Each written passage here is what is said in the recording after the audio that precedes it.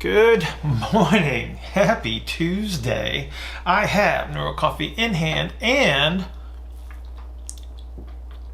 it is perfect. It's also International Coffee Day, which seems silly to me because isn't every day International Coffee Day. Neuro Coffee, brilliant. Ran out of coffee yesterday, got the new shipment yesterday. Somehow they're reading my mind, they just know things. Spectacular, thrilled to have it. So I am ready to go for today's Q&A. And this comes from Terry. Those of you that have ever seen the Terry Project and the postural change that we made on Terry, that would be this guy. So Terry has a question. He's also an avid golfer, in addition to his tango dancing. And so his question is, a question was asked on a golf forum about how a golfer should or should not breathe executing a golf swing. What are your thoughts? So I have some really good thoughts here, and allow us to unpack a little bit about some anatomical concepts that I think need to be expressed and understood, because I think we've been basing things off of some really old constructs that we probably just need to get rid of. So we might be kicking a sacred cow or two here, I'm not really sure. Let's just talk about anatomy first and foremost. So the first guys that did the dissections and the people that got to name the anatomy, you can just picture the dead guy anatomy concept, guy laying on the slab, and they said, hey, we got this guy laying here, we got to measure these things, so let's make the 0 point straight up. And so that's what they did. So everything that we measure up this imaginary 0 point that is straight up from our body if we were laying on our back in the traditional anatomical position. And that's our first failure, because what we need to understand is that everything that we do in regards to movement is a superimposition. So we have two strategies, one plane, and those two strategies are always superimposed upon one another. So we have internal rotation and external rotation that occur at the same time, just to different degrees. And so if I move a body part towards what we would consider traditional external rotation, yes, I'm picking up external rotation, but I'm just reducing the internal rotation. So the internal rotation still exists. I'm just gaining external rotation. We talk about inhalation or exhalation. Inhalation and exhalation are both occurring at the same time. So if I fill my lungs with by 50%, I'm half inhaled, half exhaled. If I exhale a little bit more, I'm just biased towards exhalation and a little bit less inhalation. So we have to recognize these things as being superimposed. That's why you always hear me talk about a bias, because what I'm expressing to you is that yes, all of that, those things that you think are internal rotation, there's still internal rotation there. It's just biased towards more external rotation. And so we're going to have to talk about this as we talk about a golf swing.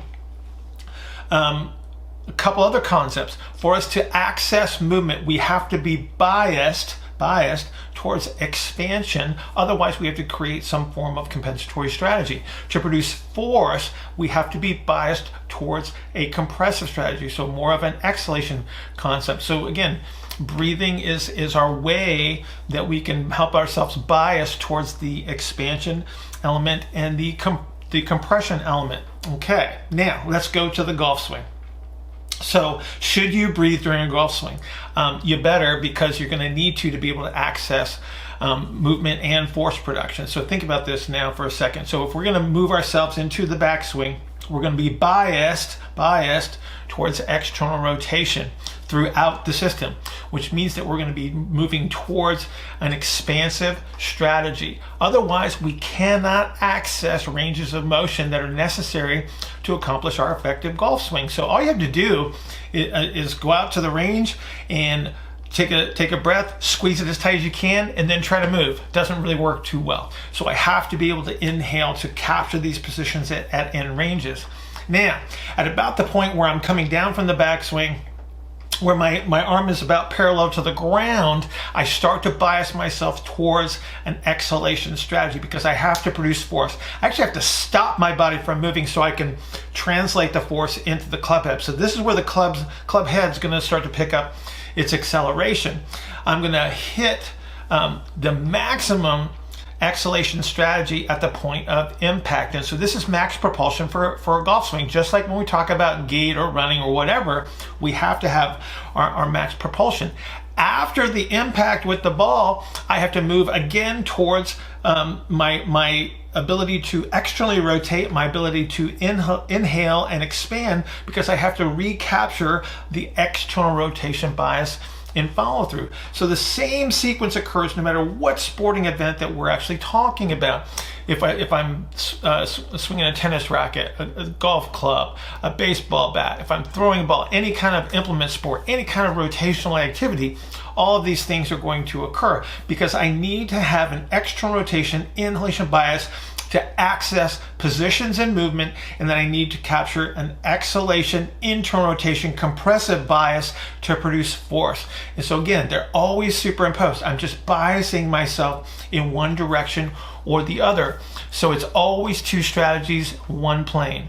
Always two strategies, one plane. It's all that you have. And all we have to do is understand is how they interact, how they're superimposed, and how we bias ourselves towards one or the other. And that answers so many questions about how we do things. So hopefully that gives you a little food for thought. For all of you golfers out there, hope it gives you a little something to think about, because all you guys think that you're internally rotating when you're actually externally rotated bias in the top of that backswing. That's why you cheat all the time. That's why you see the foot roll up to the outside edge. That's why you see the knees starting to point out towards right field at the top of those backswings. People don't have enough external rotation. It's not internal rotation. So a little extra tip there for the golfers. Anyway, have a great Tuesday, and I will see you guys tomorrow.